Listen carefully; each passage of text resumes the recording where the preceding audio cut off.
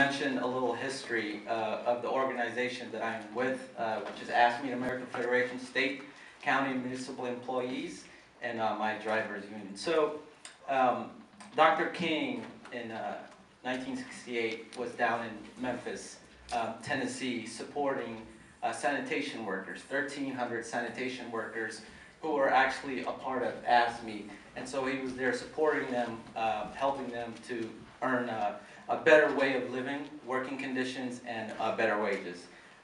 So I'm here from Cab Drivers United, which serves 12,000 cab drivers here in Chicago. Well, we're trying to obtain all 12,000, but we currently have 4,000 drivers that we are supporting in many different ways.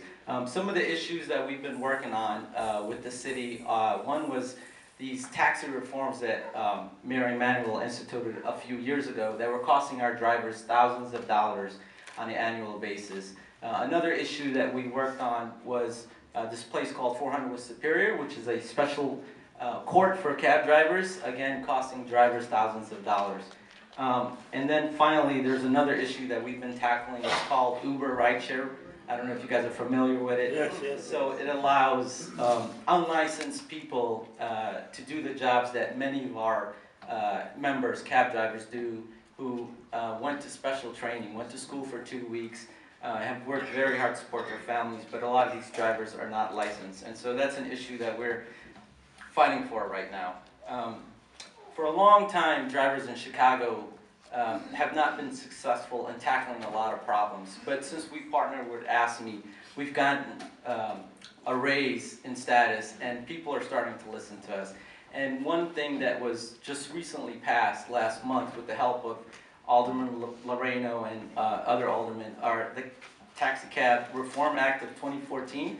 So what this did was it's going to help raise the income of cab drivers. So it lowered the leases for cab drivers, so that means they're able to take home anywhere from $3,000 to $5,000 on an annual basis. So we're very proud of that work. We're also very proud of the relationships that we have with Communities United and the MCC. A few months ago, we invited both Communities United and Dr. Nasir from the MCC to join us in a hearing that we had established to discuss a lot of issues cab drivers were facing, and they both joined us, and just last week we issued a report that is going to help shine light on a lot of issues that cab drivers face on a daily basis.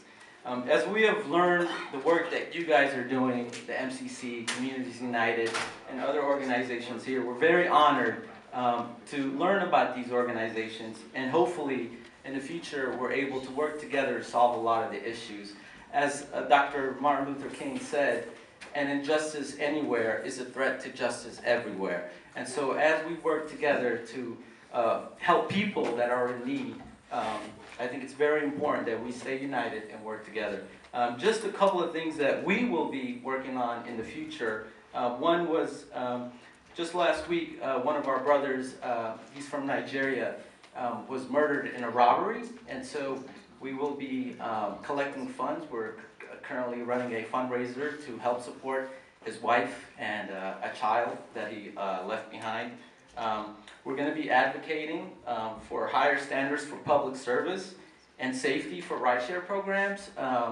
There are a lot of things going on in Chicago with that rideshare program that are of safety concern, and so we're going to be advocating for higher standards for that. And we're going to continue to help educate drivers here in Chicago and teach them what their rights are and how to defend themselves against some unfair practices. We're very interested, like I said, in partnering with other organizations, with the MCC, Communities United, and many of the other organizations here. So thank you very much.